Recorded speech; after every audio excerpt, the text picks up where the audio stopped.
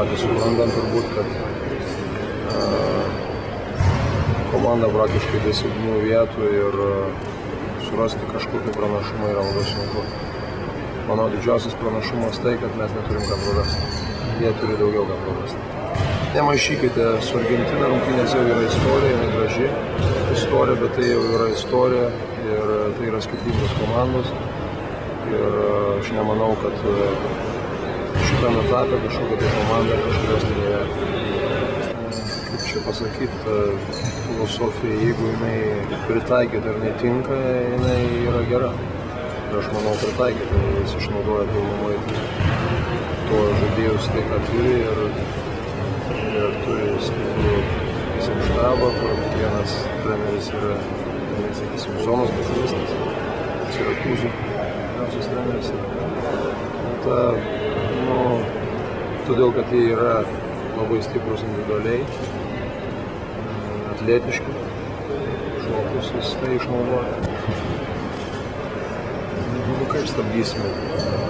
Stabdysime, gintis reikia, daugiau čia neprigalvosi labai, bandysime nepalikti viens prieš vieną ir Durantas yra didelė problema, bet didesnė problema tai yra jų greitas puolimas, jų agresyvi gynyba.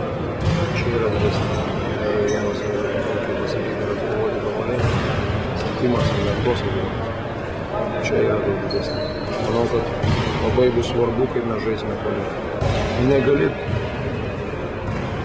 kaip pasakyti, per vieną dieną permiegojęs atsiversti ir staiga pradėti žaisti kažkaip kitaip, bet aišku, korekcijų bus.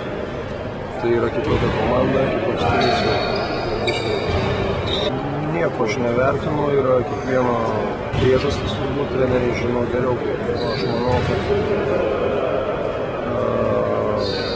mums yra būtina buvo pajudėti vyrams išprakaituoti tas rūgštis, kurios susikaupė po vakarykščių rungtynių, kad mes jaustumės tiesiog fiziologiškai atsistatymas geresnis. Bet to pamėtyti ir šiek tiek kažką tai pasiaiškinti, mums tai buvo reikalinga.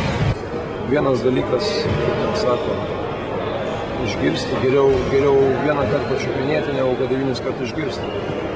Ir žaidėjai gerai tai, kad jie gavo galimybę pajusti greitį, pajusti atletiškumą, pajusti tą agresyvumą, su kurio žaidžia.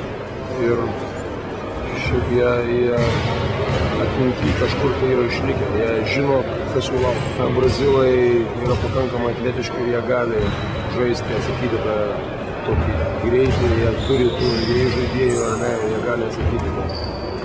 O rusai, manau, žaidė didesnį laiko dalį gerai, teisingai, taktiškai.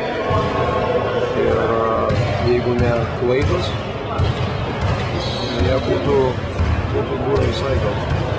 Brandinti kamuolį, žaisti agresyviai, bet kartu kontroliuoti tempą ir kartu plačiai.